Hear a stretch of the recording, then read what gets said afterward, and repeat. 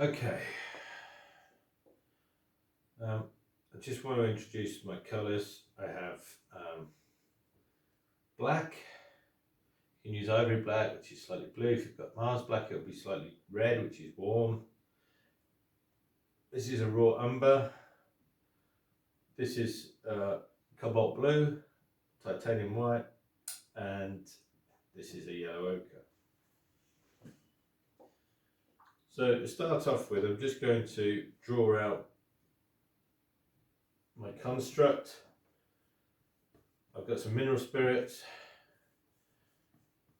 I'm going to add a little bit of linseed oil just to get it to flow. So dry canvas, and if you measure a third, so that's my brush, 1, 2, 3, and it's lower than a third, just a little bit lower than a third. So there we go. This will be our horizon. Now, if you look, there's a tilt slightly like this to that point. So it's going up to that point. There's a slight curve to it. And then if we were to think of this canvas this way, this is a slightly difficult measurement. 2/5. He's using 2/5. So that's about that. How do you know what a fifth is? Well, you find something like from there to there, it'll fit 5 times. 1, 2, 3. That's a quarter. So it's got to be smaller than that. So 1, 2, 3, 4. That's about right. So 2 of those. 1, 2. So it's going to come to there. And then it tilts down again and it goes to another little hill. You could just do a straight line across, but it goes up again. Now, if you remember Carlson's guide, I told you about Carlson a couple of weeks ago now. He wrote the guide to landscape painting. He said everything in nature is convex. It pushes up, like a mushroom growing out. It's not concave, it's convex, it's round, it's a form. Same here, got this sort of hill coming in. Very gentle moving, hardly any sort of peak to these hills, but they're sort of round, a little bit. Okay, so once you've got that in, you can start to think about some of the shapes for the hedgerow here. There's a little bit of hedgerow going on.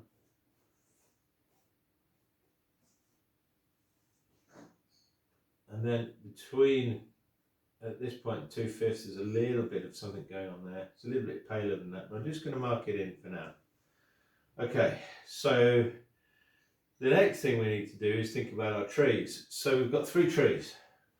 And this point, the 2/5 of the way along, that's good because that's going to become, in a way, an important cardinal point, because 2/5, and then we think of thirds, something that will fit 3 times. 1, 2, 3, something like that. So about there,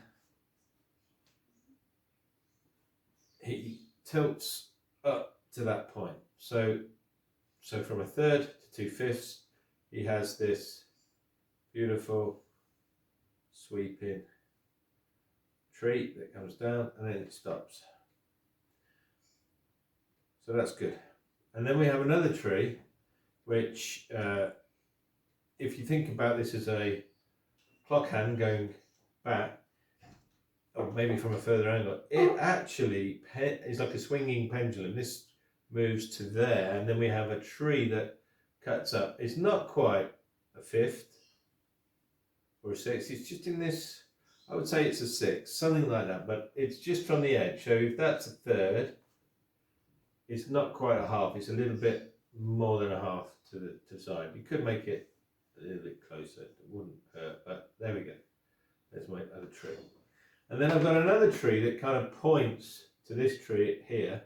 And it's kind of, well, it's not quite centre. It's slightly left of centre. Now we could get the tilt of it, which is something like this, and sort of gauge the point. And I think that's a reasonable way to do it. But you've got to watch the space.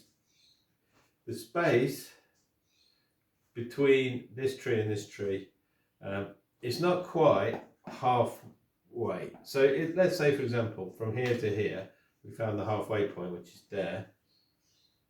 That would make kind of sense, but it is not the truth. It's actually a little bit over this way, a little bit. So bring it in and then go up, and then you'll find a truer position for that tree, and that's where it is. So how did I do that? Well, it's not quite halfway. There's a little bit more on the end, and how much it is, well, it's hard to say. It's I would suggest it's almost similar to the spacing between here and here. It's like there's a bit of maths going on, but it doesn't really, it's not that important. I just want you to start to think about where things are though, because it's not halfway, there's nothing in the centre, slightly to the left of centre. The same with this tree, which links to that tree. All of these trees are in a sort of group together. Anyway, once you've got that, then what's important now is the fence will sit just below this, so it joins with the tree down here, and we've got this fence, and that is important because if we find a halfway point from there to there, it's not where the fence is, but wherever that fence is there, and this is the critical point, the distance that we put the fence from there to there will find me the halfway point. So in English, that means if I say that's the fence there, it's not quite halfway.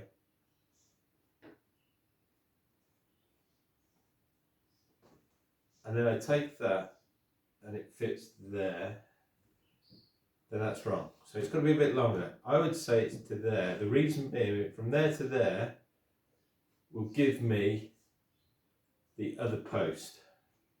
The other post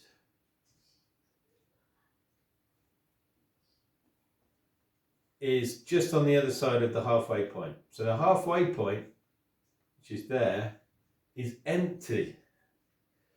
And then the fence stretches from that tree to the post, and then there's the gate post, and then you can see how he's put a little bit of barbed wire leading into the snow.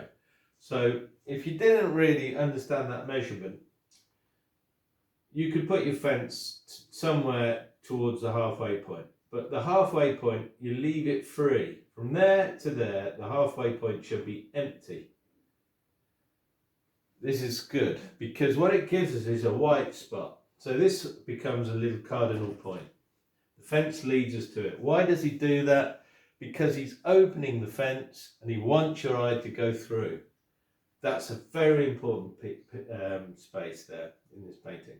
So I've left that empty, and now go back to this tree, and then I can start to paint to this corner here. And what I'm going to do is I'm just going to I'm adding a little bit of white. I don't want it to be too dark. I'll add a little bit of raw umber because it's got some brown tone to it.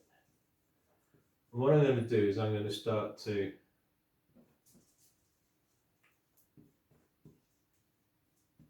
draw with the paint the outline for this hedge that comes down. Try your best to use your biggest brush until we finish the whole space. Then we can go into smaller details later.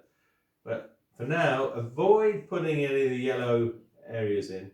Just think about putting these dark shapes in. They're dark, and just fill it in with this big brush. Adding a little bit of terps. Actually, that was linseed oil. Adding a bit of linseed oil, just to keep it flowing, more brown, and raw umber, that is. And then I'm going to lead that to this tree, which I'm bringing over a little bit there. There we go. And then this shadow here, yeah, it's lighter. So I'm just, what I do there, look, this is called scumbling. It's dry brush to a watercolorist. And now I have the other side of the hedge. And then I'm going to go back to this point by the fence post, and I'm going to draw to, and this is 1/3.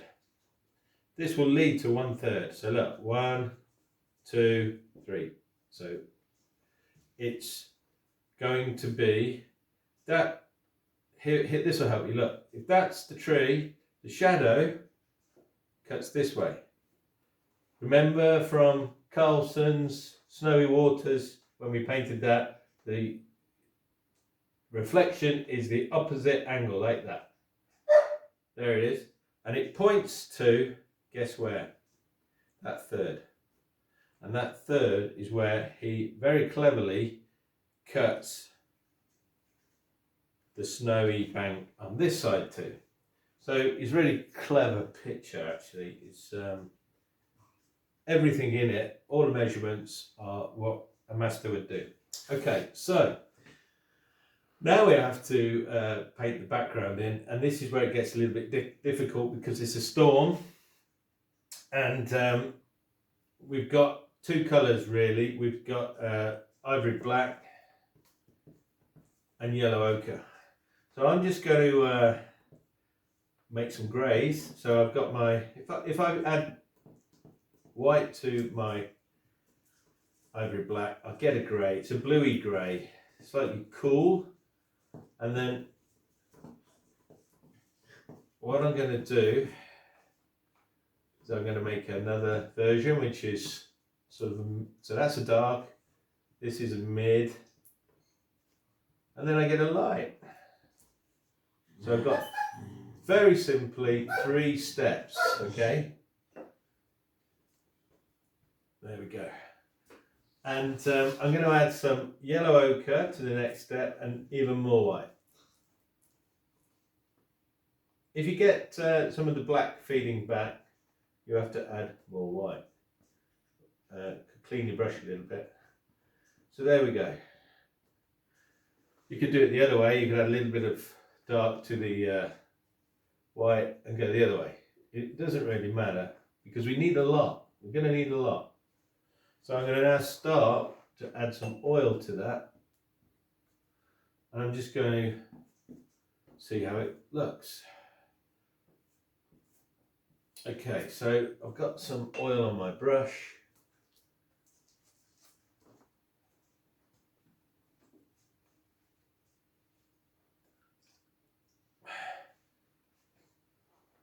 I'd like it to be a little bit lighter.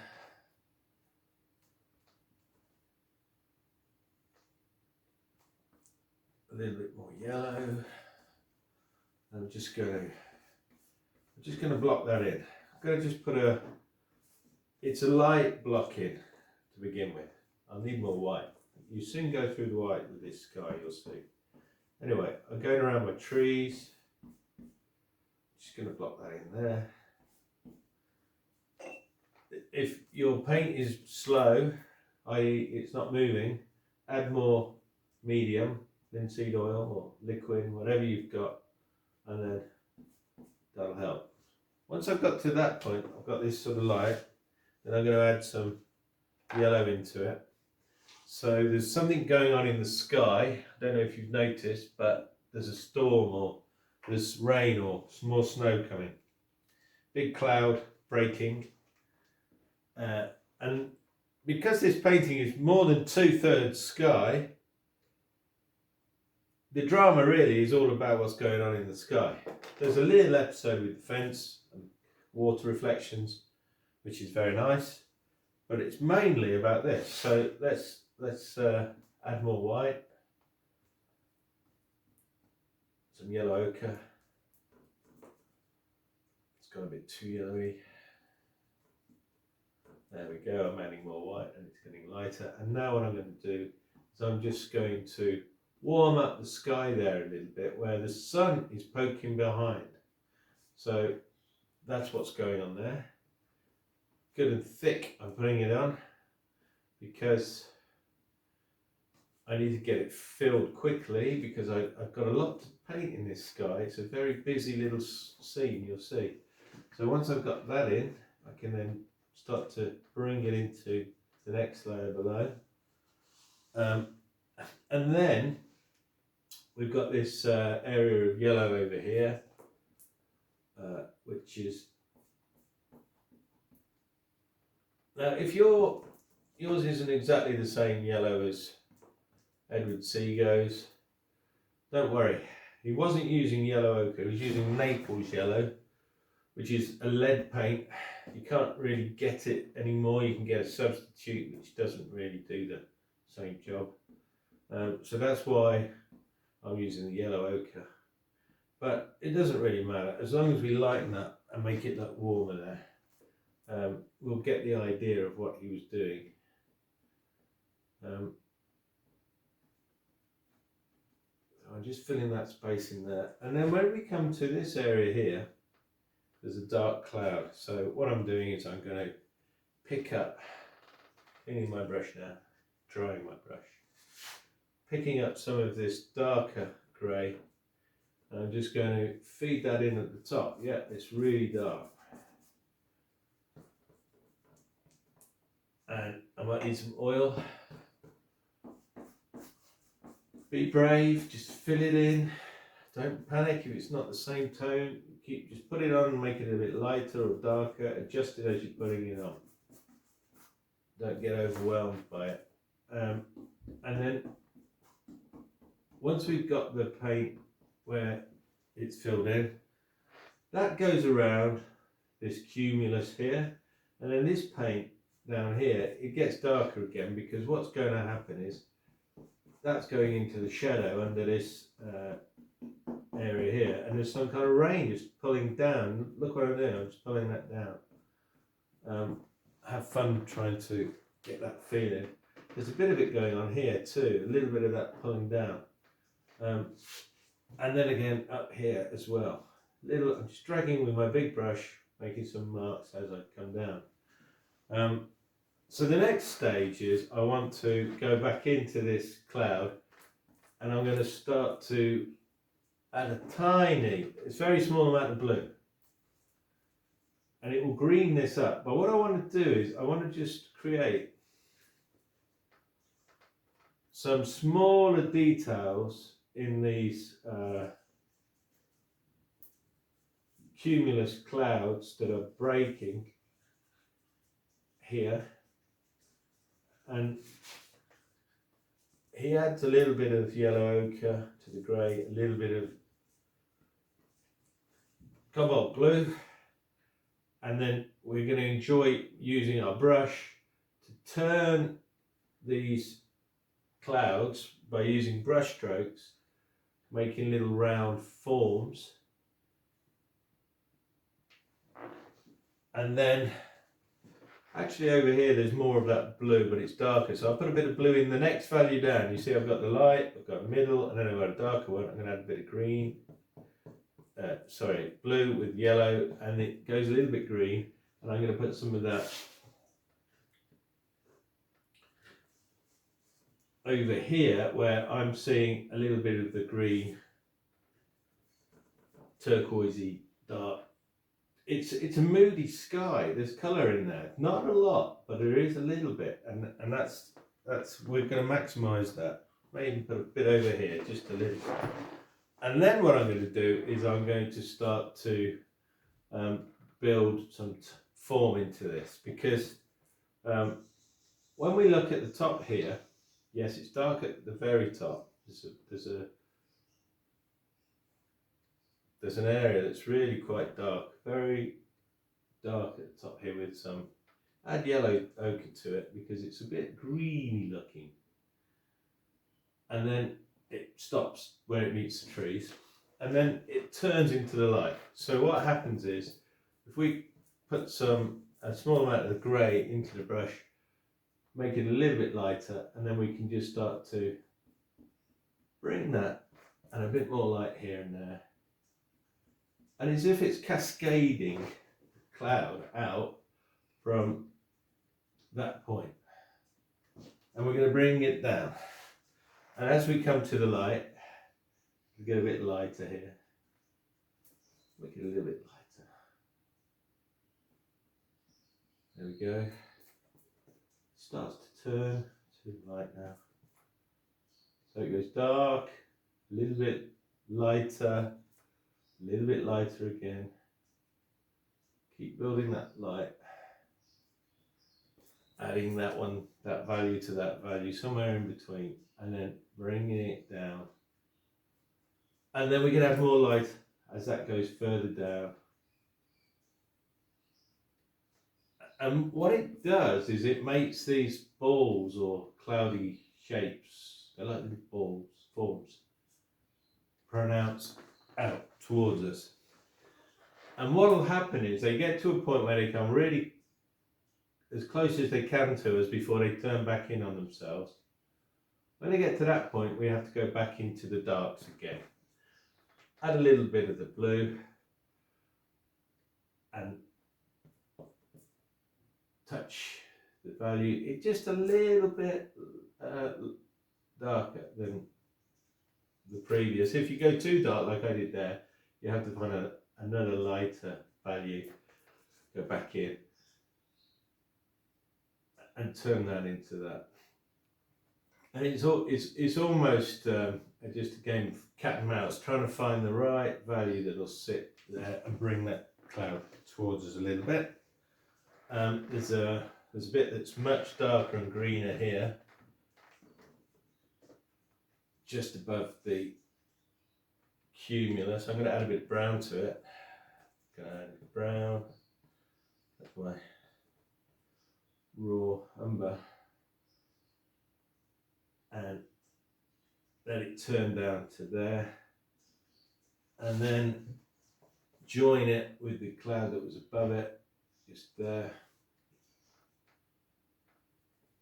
I'm just having a bit of fun trying to sculpt some forms there before I come to this cloud, which will get a little bit lighter and darker again. Just making little shapes. If you're getting stuck with this, don't worry. You're gonna just keep adding. If it's too dark, add light. If it's too light, add a bit of a middle value, and gradually what will happen is these start to look like clouds. That's the idea. Okay, so next I'm going to add some form to these clouds. Now if I get some yellow into the white and make it light enough, it will seem here. So this is a third down from the top. This point here about 2/5. As I said before, it's a strange measurement, but it's a good one. And then it gets light here. It's like I liken this little section here to where the sun's coming through. It's like these trees are like the branches make a frame like you would find on a stained glass window, silhouetted black lines. And then inside is this little jewel where the sun is, and that's there. I'm adding a bit of yellow to it and a bit of white. And it has a little bit more over here. And actually there's a little bit on the tree here. Sorry about that, that's my dog barking.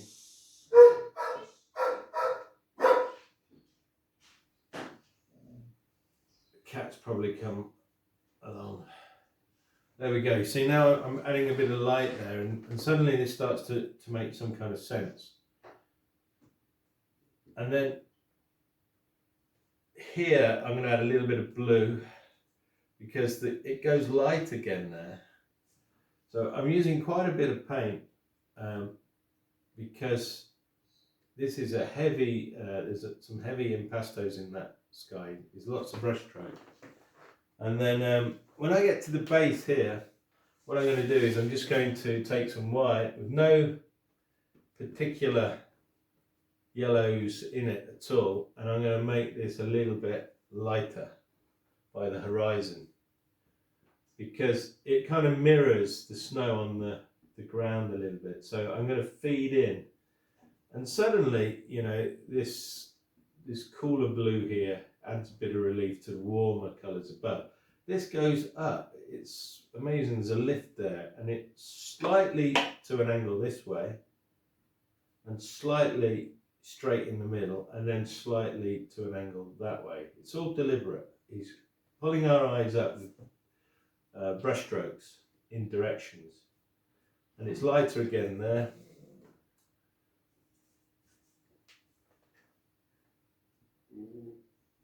And lighter here. There is a bit of a yellowy green note in that last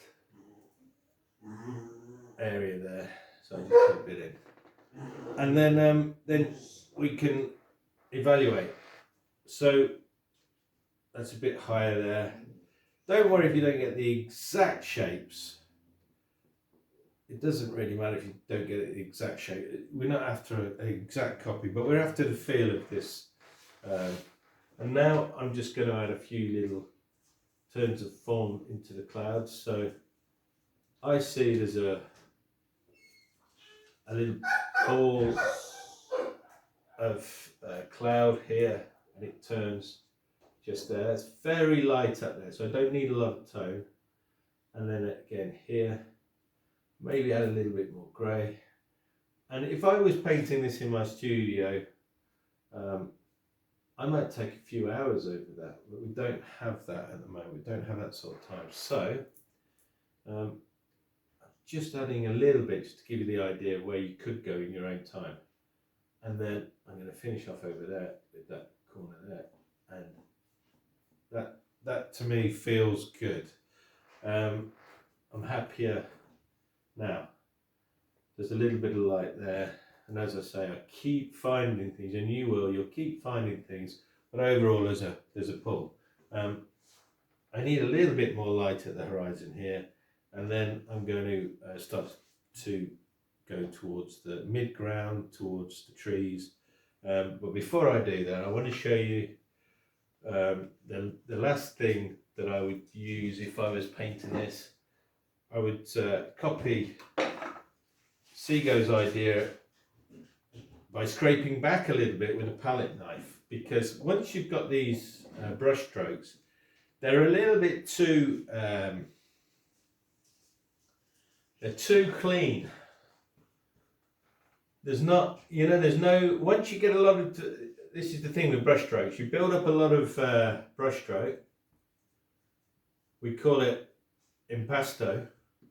If you have it everywhere, there's no relief.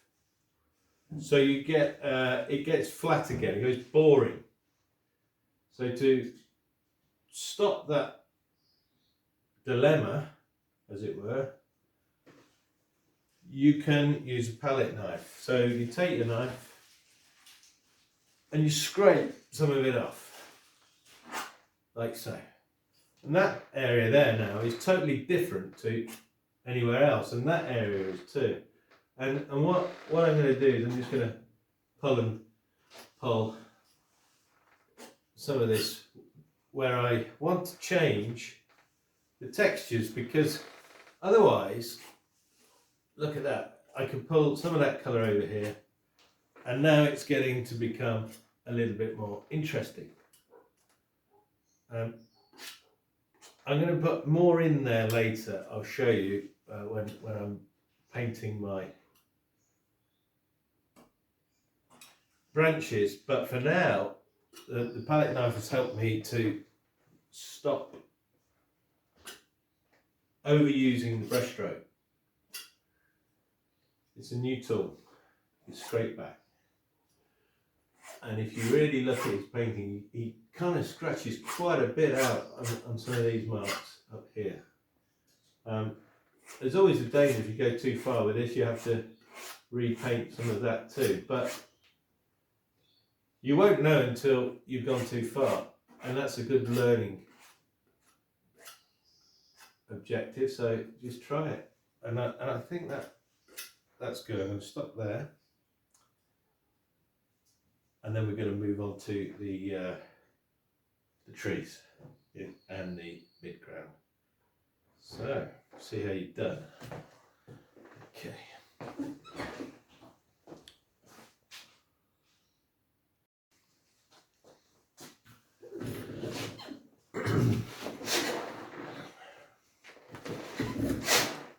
Okay, so now we're going to move on to the mid-ground.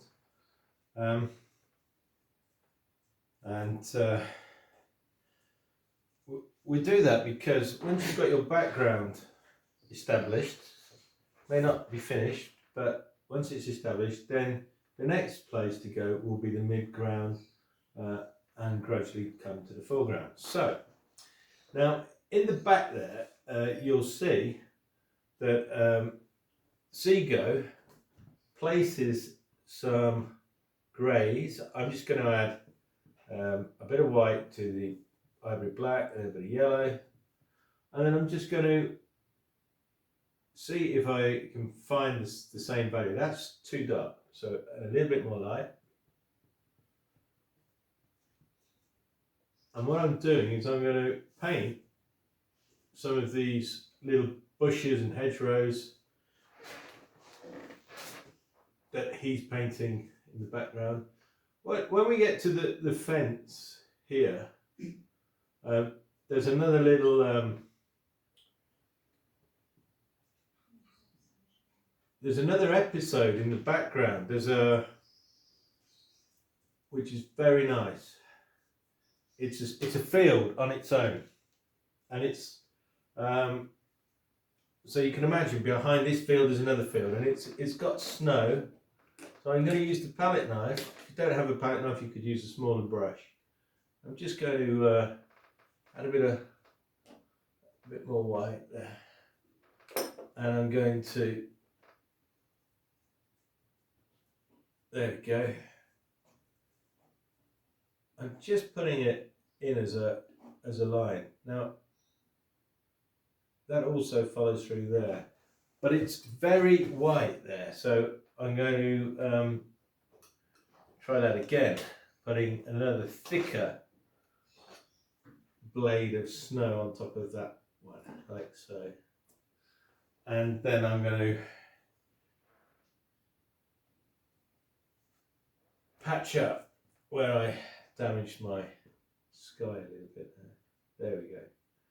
So I'm kind of painting forward and then backwards again. So I've got this kind of line there. And like I say, if you wanted to there, you could use a smaller brush, probably easier to actually. And then just paint this idea of a field behind the field that we are viewing the scene from. It's a distant one, it's a distant hill. And what he does, it's very nice how he does it. He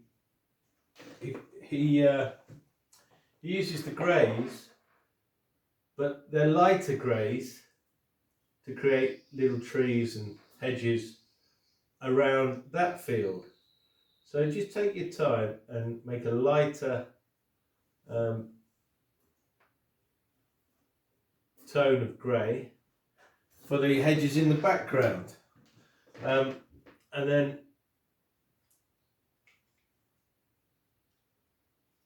you can then start to come forward. I'm just going to cut some of that out because I didn't like how that worked. Okay. So this has got a couple of little trees in the background. And you know, to get them exactly where Seago put them will take you some time, so we don't have that.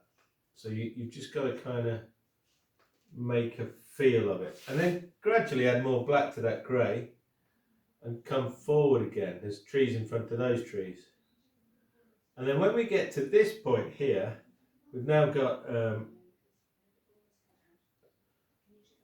got some other trees coming towards us, and they themselves have a little hedgerow around them, and they lead off here. Now I'm going to add a little bit of brown into that because I can feel a bit more in these closer ones. They get a little bit warmer, a little bit more colourful. Not a lot, they're still grey, but they have a little bit of a brown note to them.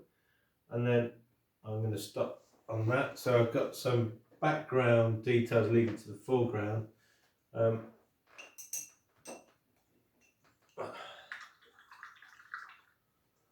And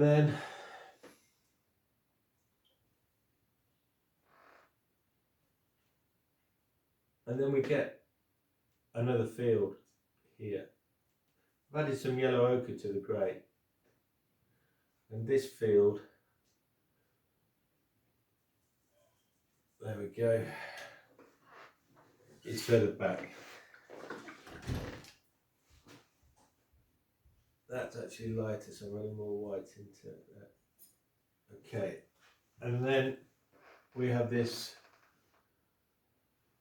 new field here coming towards us, and I might need some more white at this point. So when I've got to that point, I'm ready to start painting trees, because they really need to be put in at this point.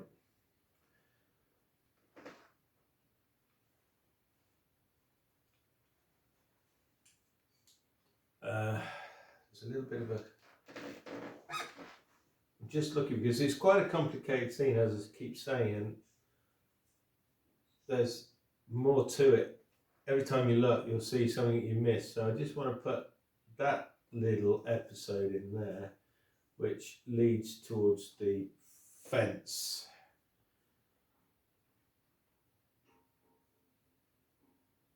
Okay, hopefully that will make some kind of sense now. And this field, and behind it, there's another little field. So each time you'll find something else. And I'm going to stop with that, and then I'm going to come over here. Now I noticed here that I need more white over that, so I've got to replenish what I'm taking away. There we go. You use a lot of white on this painting. Alright, so I take some white. I'm going to use my palette knife now. I'm just going to square this off a little bit to the fence. That feels bad. Keep going forward. Keep going forward. That's good. Some more of that coming through here behind and through the hedgerow. Don't worry if you lose a little bit of your drawing. It's inevitable, but you can repaint it. I'm just bringing in some of those whites, and then I'm going to go into my trees. So I'm going to need now, this is a number 6 round brush, and I'm just going to take some black and I'm going to add some raw umber until I can see a browny grey, and then I'm going to add some linseed oil, and then I'm going to paint my first tree. And I'm going to start at the base because it's thicker down here, so I've got more room for making mistakes. And here we go. He does these wonderful little abstract marks in a way that represent ivy growing up the tree.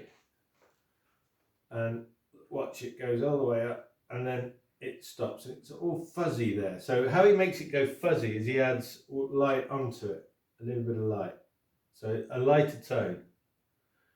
There's a yellow in there. There we go. And then suddenly we go that way with a thin line, but before we do that, I may as well continue with some linseed oil in my mix to paint upwards. It's got a bit of brown as well, warmth in there, and it's thin, and you're adding linseed oil, and there's a little turn. If you don't get it exact, don't worry, just keep trying your best, and it turns and goes that way. It's still in the line we drew, but it's slightly,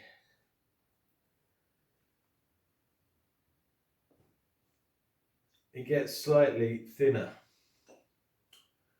Okay, so I'm going to carry on. And then here it comes out, there's a V. And then I'm going to just have fun now and imagine this line coming out here and then going off. And it'll get lighter, so I don't really need to add white to make it lighter because it's in this cloud there. So as I paint over the cloud there, it automatically gets lighter, but then it goes dark again, so I have to add black again. And this time I'm really very distant, holding back and pulling the lines towards that point there, the junction, and I'm making the feel of those branches. That's all. And now I've got this area which goes up, and that feeds off as well, like so. And then I can come back down. Now, at this point, it goes more sort of brown. So I'm just adding, I'm trying to get my raw sienna to get a little bit lighter. I'm going to now go back to this point. The V comes out, it goes kind of straight, and then it goes up and in. And it's really very pale here. So I lightened it a little bit, and then it's going to go off. And this is reminiscent of Corot. This is pretty much exactly how Corot would deal with this sort of subject. So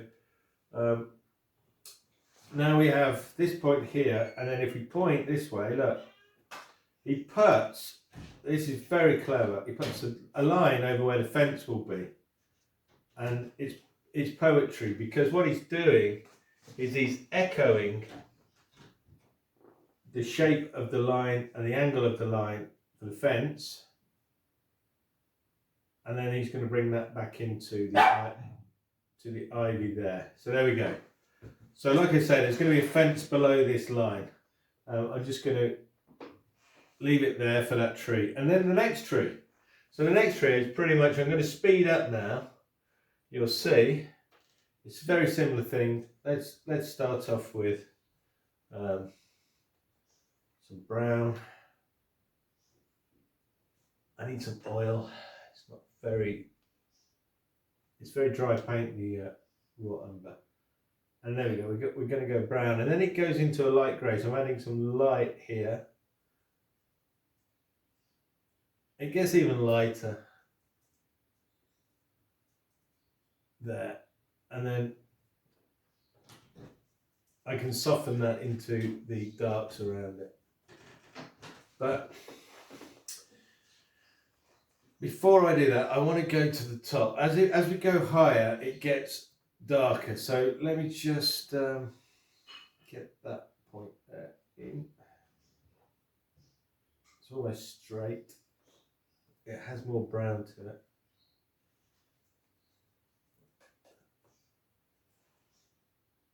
And then I have some of that down here too, so I'll put that in now. But then as I get up here, it goes into the blacks again. So I need some oil to get the black to do what I want it to do. And then it V's off here. And then it T's off and goes over this one. So let's simplify it. It goes out at an angle of about 10-2, and then it cuts across there.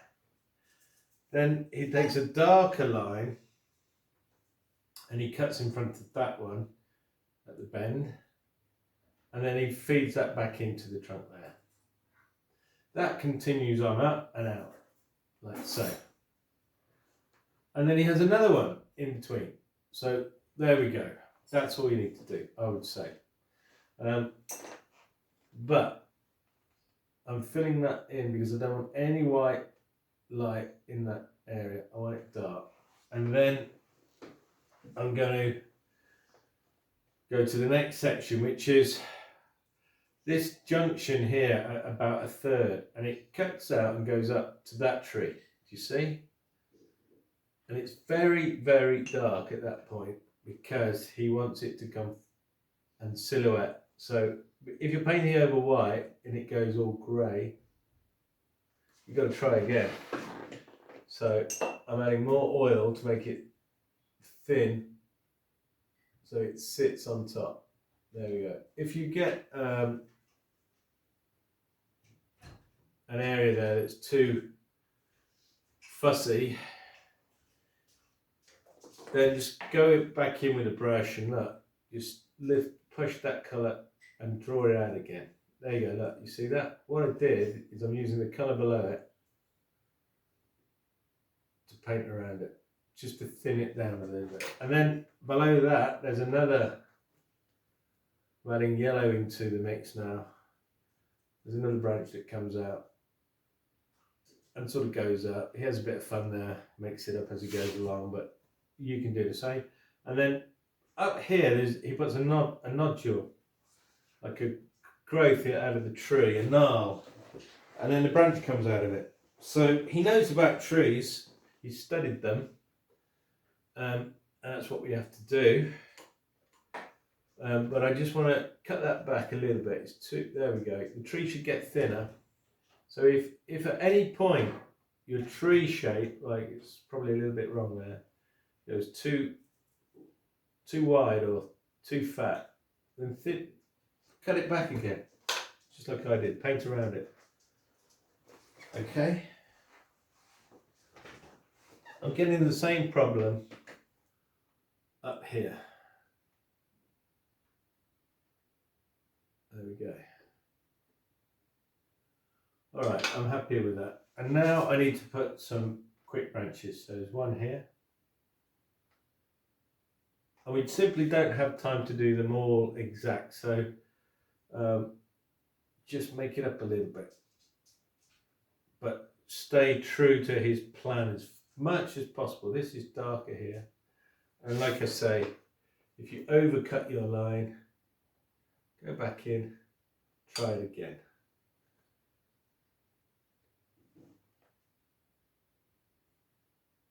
There we go. Then there's another one that cuts out from the V and goes across and out. That was fun. And I'm going to come down now to the big trunk here, which comes out of a gnarl, and that goes up at an angle like so, and then it comes down and then back. Here we go. That was fun, and we can go back in to make it darker. I need some more oil to keep that flowing.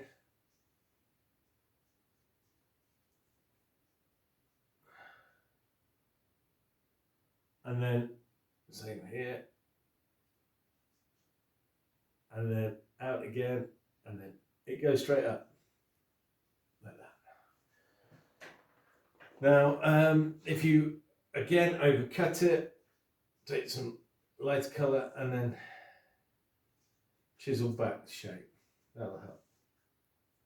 All right. Now, just here, he puts what I would call a form shadow under the cloud. It's very, very light, but it's still slightly darker. Actually it was here, but you get the idea, it should be there. And that's where the sun's coming through that we discovered before. So I'm going to take some white, pure white, add a little bit of yellow, and I'm going to drop that in there to make a very light sort of area with yellow. I don't know if the yellow picks up on the camera, but it is yellow and lighter. And there's a little bit of it over here. And don't worry if you don't get the exact colour. It's about the value really. And then I can start to put some more branches in. I'm adding some more of the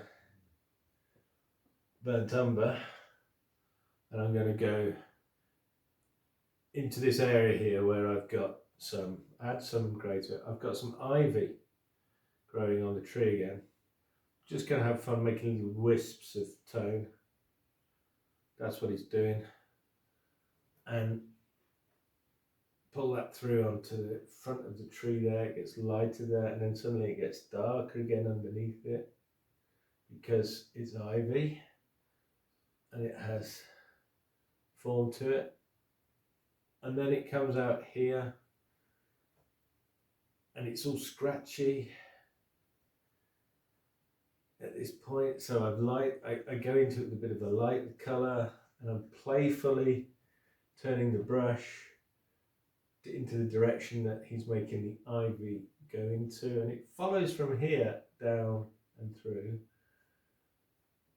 and it gets darker there, and then there's a little bit there and a bit here and there, and it just adds a little bit of texture to the whole tree.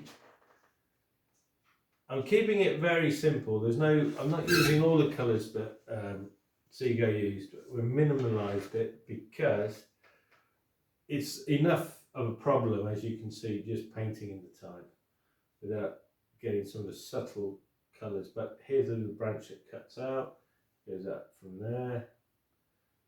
And these are things you can do in your own time to make this feel more like what you're seeing in the painting. So I'm going on to this tree now. This one is thin here, and then gradually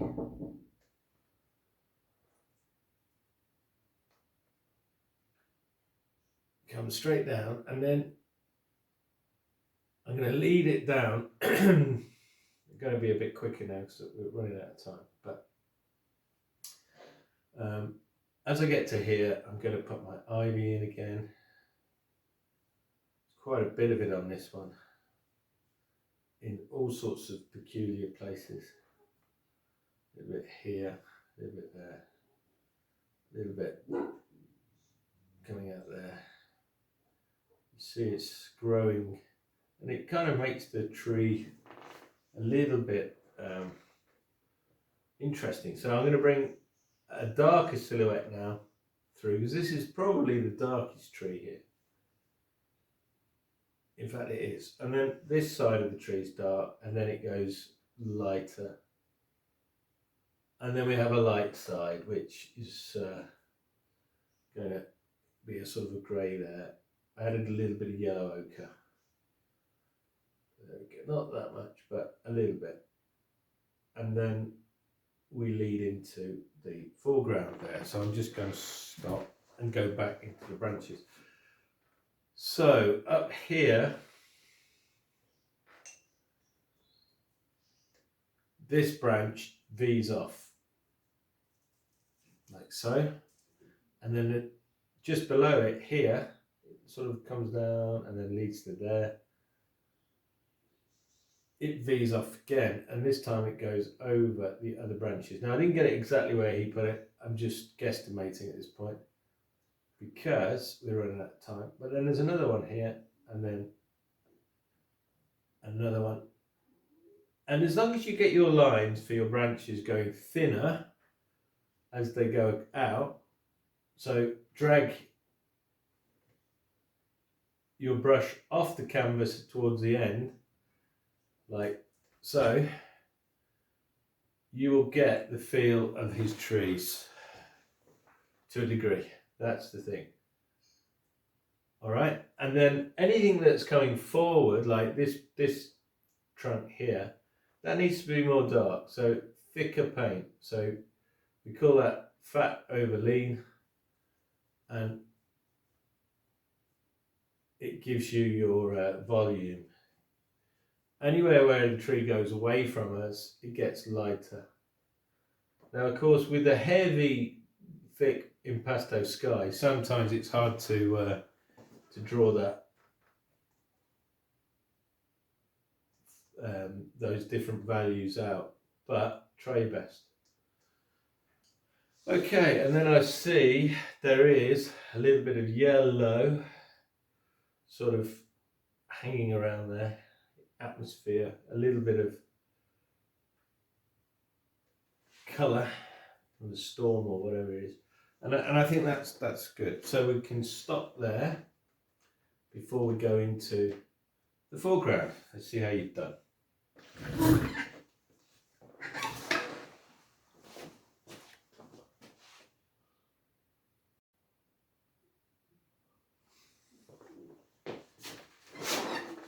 Okay, so now what we're going to do is we're going to start to come forward.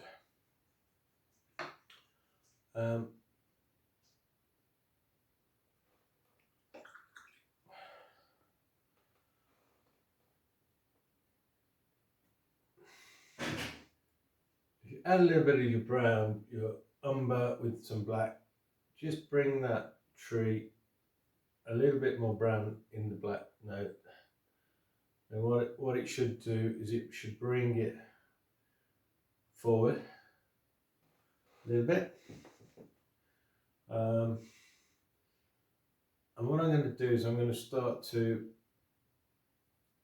try to draw some of the marks. This is yellow ochre into the umber, and with a little bit of black, and I end up with this kind of browny golden grey, and that goes very well on the hedgerows as we come down to the water's edge. Okay, as we go back, add more white and yellow, and you'll get a more golden colour, which you'll start to see he's including in the scheme of things. There's even a little bit of it in front of the tree here, I'm noticing. And that leads to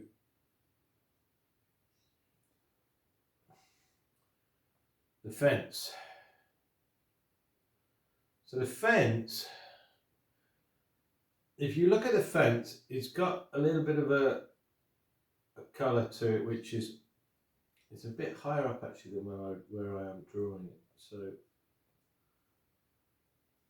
I'm going to think, but I think it's there. And then it cuts across, sitting into a greeny gold shadow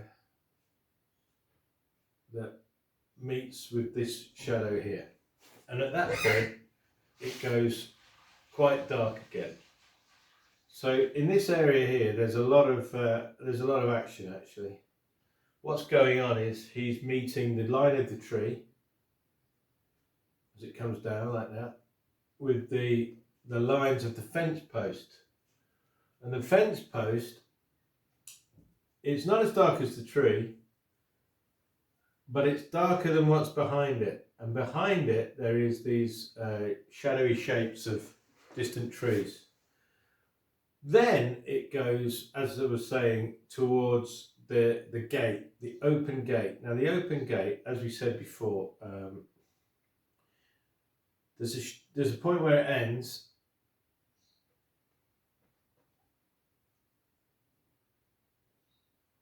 The centre point is light, and then we've got the end of the gate. I might have lost my drawing a bit there, but if you're still with that idea, this fence post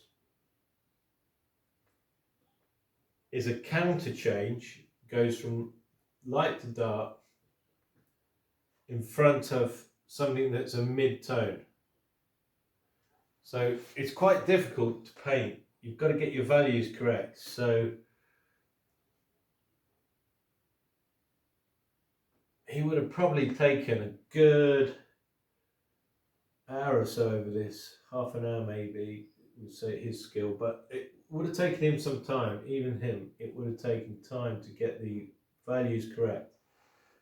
And so really study that area, how it goes. You've got this diagonal, and then it meets. It's very cleverly done. It's a twist in the fence. Gets lighter as we go from this point. It gets lighter in front of the snow. This is the counter change. I said counterpoint. Sorry, I meant counter change. And what that means is things in front of the light, a bright area, don't need necessarily to be as dark as the dark ones in front of a mid-tone. So, and as we come along the length of this fence, you know, there's 4 areas to this. There's a dark at the top. It's very dark, and you need a good fine brush here. And then it's slightly less dark, but still dark enough. And then it gets more warm, so more brown, but slightly lighter over the snow. And then finally, where it meets the snow line at the base, a little bit darker again there, and that's okay. Now the problem for me here is I over imagine that angle. It's not quite as dark as that, as steep as that. So what have I got to do? Well, I've got to scrape that back. This is what happens. But it's good that you make a mistake and then you know how to get out of it. So there we go. I just take my knife, I lift that episode out. In fact, I might lift out 2 episodes there, because I used the wrong angle and I need the right angle. So here we go. It's that tilt there, not quite as steep as I was imagining. And I'm going to use a thinner brush, because why should I struggle if I've got a thinner brush? Here it is. There we go. I'm going to do the same again below it. There we go.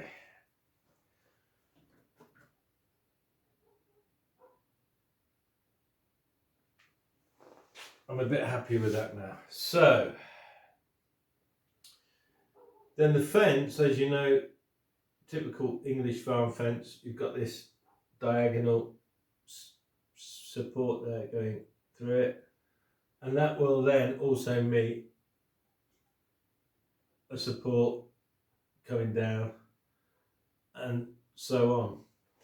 But what he does, and this is the clever bit, is as he comes down from a mid-tone, it's dark over the top of it to stand out, and then as he comes to where it's light again, he takes this to a lighter dark. It's a bit lighter there, and as I said, it probably would have taken him half an hour to do it properly. I've only got 5 minutes on that area really, so I'm just going to abbreviate, but I think you get the idea. And then, so I've got a fence now, could be better, but it works. And then there's the post. So there's a space in the centre here, as I said, it's empty. Leave that empty, and then there's the post.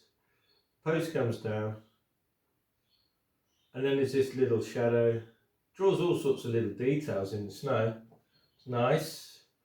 Some little yellow, ochre and brown episodes of warmth here and there, umbery sort of notes. And then there's another post, and this post goes up, and then again the counter change, classic counter change, gets darker as it goes up, and it stands out over what's behind it, so it comes forward. So that is the skill of the master touch that he has. So now we're going to go into yellow ochres into the grass here. And you know, in the winter time when the wind's blown over the snow or some of it is melted back, you get these little golden episodes of, sometimes they're kind of ambery coloured, scruffy grass, bits of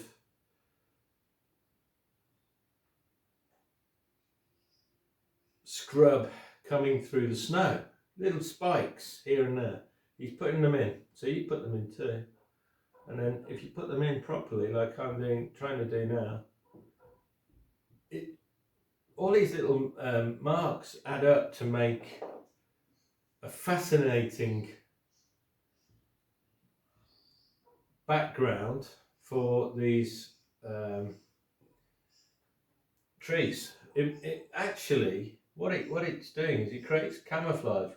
We don't actually know what we're looking at, but we know it's the sort of shapes that we see in nature. So that's good.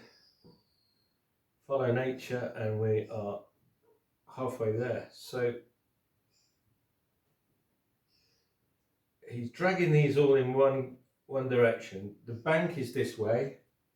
He drags it this way, and then I'm going to switch now to a knife. May as well.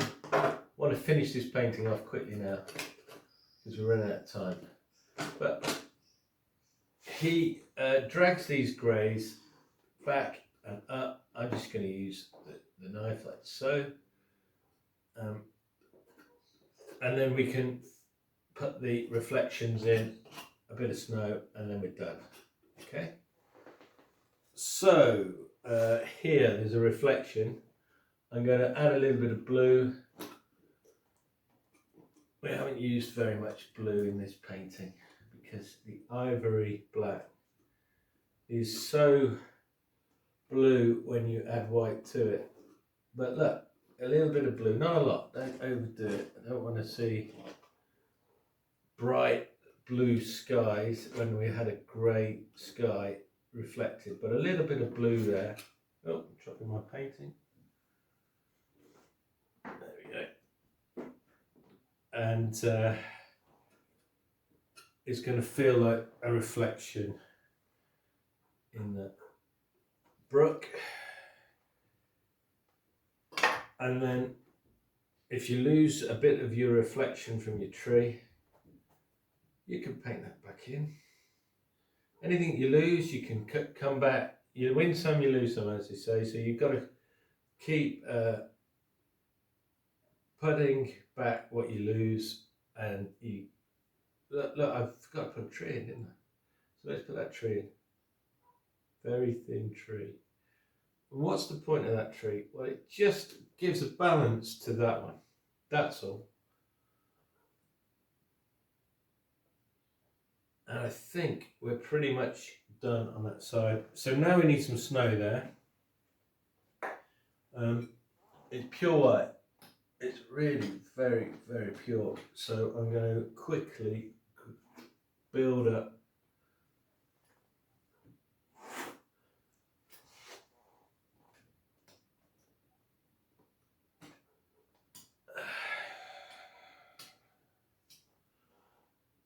some highlights like so in the snow. There we go. A little bit over there. And there we are, we are almost there. All I need to do now is to just check this shadow here, because I want to add a little bit of blue, a bit of yellow, a bit of black. And what I want to do is to create the shadow effect in this scrub here leading to my tree, because I want that tree to sit in this hedge, or this verge on the water bank here. And then once I've got that, I think we've done ourselves proud there. We can stop. A little bit of I like this bit here. This here is the barbed wire I was talking about. These are the sort of details he puts in that are very authentic, that make us reminisce. And there we go. I'm finished. I hope you enjoyed your painting. Now I'm just going to put a couple of little tracks leading to the tractor tracks, as if somebody's probably Seago in his old Land Rover, who's driven through. And there we go. There's our tribute to Edward Seago, our master study of snowy scene in Norfolk. Thank you very much.